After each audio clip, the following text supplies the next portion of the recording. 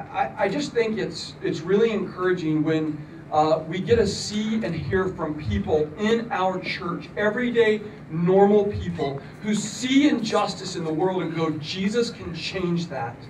And then they step into that cause. I think it's so powerful and encouraging. So I just want to thank you guys for being here, and thank you for what you do and for being willing to share with us this morning. I just want to ask you a couple of questions. First off, just start by telling us a little bit about your organization that you started. Good morning, everybody. The name of the organization is Red Binacional de Corazones. What it means is network of hearts, binational network of hearts. And the reason because we chose this name is because we want to go direct to the heart of other nonprofits, the authorities, the community in general, because this is a tremendous job to do. Then we need to people involved with passion, with heart. Yeah. Well, why do you? And I want to start with you, Alma. Why do you have such a passion for this fight against human trafficking? Where did that start? Well, I guess everything started 20 years ago, maybe there before. My background, I'm in psychology, but once I moved to this country, I got married to Lawrence Tucker, and I started working with the Embassy of Mexico in San Diego, and I have a diplomatic visa. And my main job was to work direct with victims, people in need. Then I get to know a lot about law enforcement and services for victims. After that, I get hired for a non-profit organization that works with international victims of human trafficking. And I specialize in labor and sexual exploitation. And I provide service direct, coordinate all the services for victims. It's amazing, this country give all the services you can imagine, from a legal visa to stay in this country. Once they certify you, then you're a victim. They give you visa, medical services, they give you school, they help you to look for a job. It's amazing, amazing the services that this country can give to a victim, a foreign country victims, either the locals, but I mean, I learned about all of that.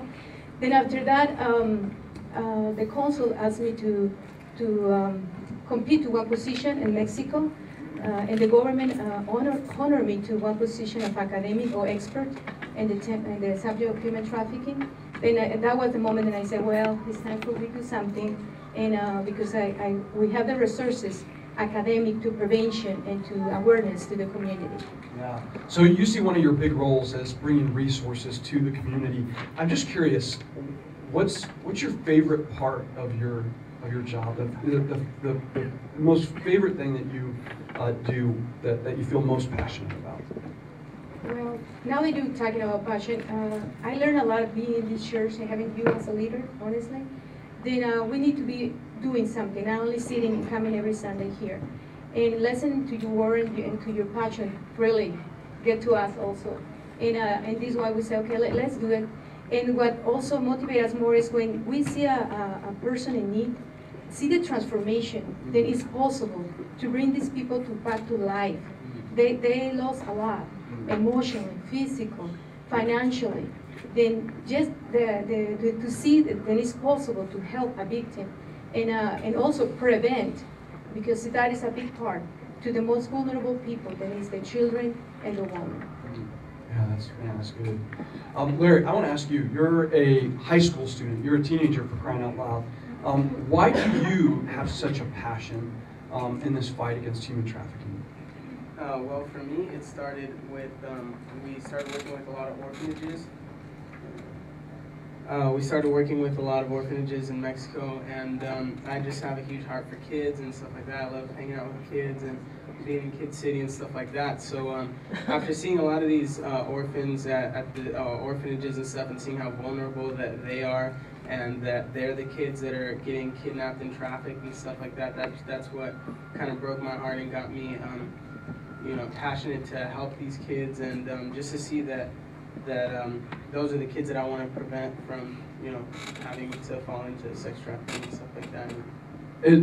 And that's what's incredible to me, is that we're not talking about just addressing the issue of sex trafficking.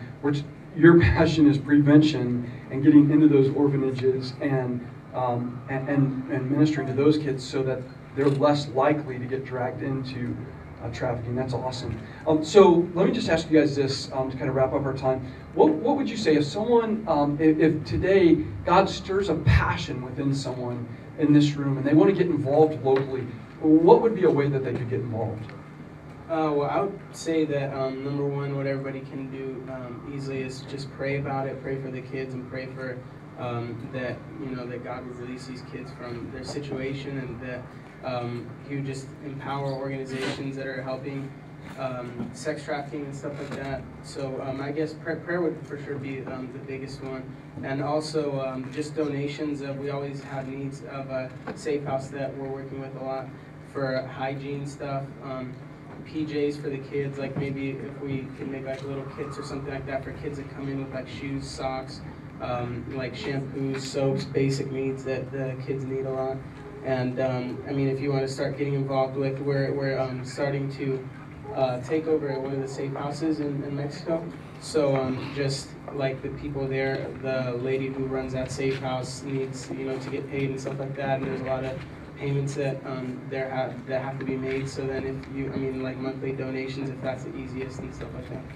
Right on. And so man, I just want to encourage you guys. We're so excited about what y'all are doing, and I think this is one of the things I love about getting to be a part of a new church is that a lot of the ministries that have come out of this church were not started as a program or by staff, but just as people going, we've got to do something, and this is a passion that God's given me, and as a church we've just said, yeah, we want to do whatever we can to help encourage and empower. And so I want to encourage you. The Tuckers are going to be out at a table out here right after the service in the courtyard, and I encourage you to stop by and talk to them, hear more about what they're doing and about how you can get involved. So thank you guys so much for sharing. Thank you, Chris. Thank you. And the last thing is, I know the organized crime, they are very organized, but we can organize to be with our church community and authorities, and we're more than them. Then we can make the difference. That's right. Christ is more powerful.